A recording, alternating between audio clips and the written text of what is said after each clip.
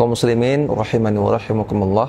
Sebagian orang mengeluh akan beratnya kehidupan dia karena dia menjadi generasi sandwich. Apa sih generasi sandwich itu? Generasi sandwich itu istilah bagi orang-orang yang dia harus menafkahi keluarga di bawahnya, yaitu anak dan istri, sekaligus juga harus menafkahi keluarga di atasnya, yaitu orang tuanya atau adik-adiknya.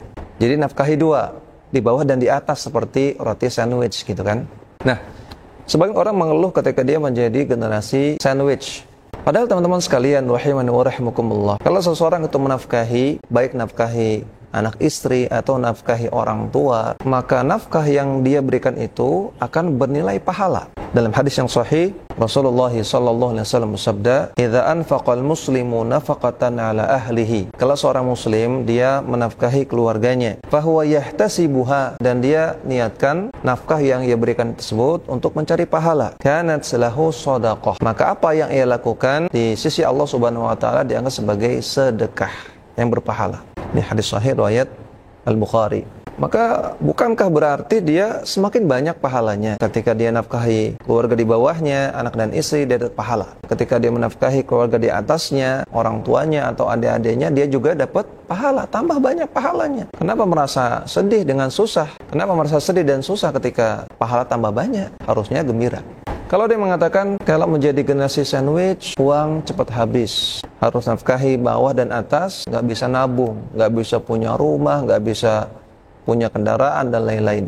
Maka teman-teman sekalian rahimani wa rahimakumullah, ketahuilah bahwasanya harta kita yang sejati adalah harta kita yang kita keluarkan untuk cari pahala. Harta kita yang hakiki adalah harta yang kita keluarkan untuk akhirat kita. Adapun harta kita yang ditabung, yang dijadikan rumah, dijadikan kendaraan, dijadikan ongkos untuk jalan-jalan, itu harta yang semu. Perhatikan hadis berikut ini. Rasulullah sallallahu alaihi wasallam mengatakan, yaqulul abdu mali mali. Manusia mengatakan hartaku, hartaku. Innama lahu min malihi thalathun. Sesungguhnya harta manusia itu ada 3 macam. Ma'akala fa'afna. Harta yang akhirnya menjadi makanan, kemudian makanan tersebut akan hilang, dimakan menjadi kotoran. Aula bisa fa'abla. Atau harta yang akhirnya menjadi sesuatu yang dia pakai, yang nanti juga akan hancur, akan habis. Au a'ta faktana, atau harta yang ia berikan kemudian itulah yang akan terjaga. Harta yang ia gunakan dalam kebaikan, dia nafkahkan keluarganya, dia nafkahkan orang tuanya, itulah harta yang abadi. Ini hadis sahih riwayat Muslim. Maka perhatikan, harta yang hakiki adalah harta yang kita belanjakan, kita keluarkan untuk kebaikan. Di antaranya untuk menafkahi keluarga, menafkahi orang tua, menafkahi adik-adik. Itu menjadi tabungan di akhirat nanti. Itulah harta yang sebenarnya. Semakin banyak harta yang kita keluarkan untuk kebaikan, untuk nafkahi keluarga, nafkahi orang tua, maka semakin banyak tabungan akhirat kita, semakin banyak harta hakiki kita.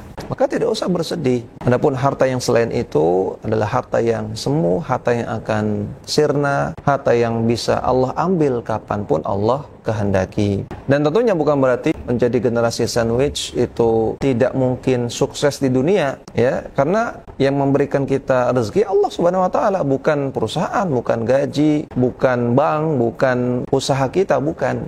Yang memberikan rezeki adalah Allah Subhanahu wa taala. Maka mintalah keberkahan dari Allah, mintalah rezeki dari Allah Subhanahu wa taala. Orang yang menjadi generasi sandwich pun bisa kaya, bisa Allah mampukan, bisa Allah jadikan dia sukses di dunia dan juga di akhirat. Maka menjadi generasi sandwich enggak masalah. Menjadi generasi sandwich siapa takut, ya.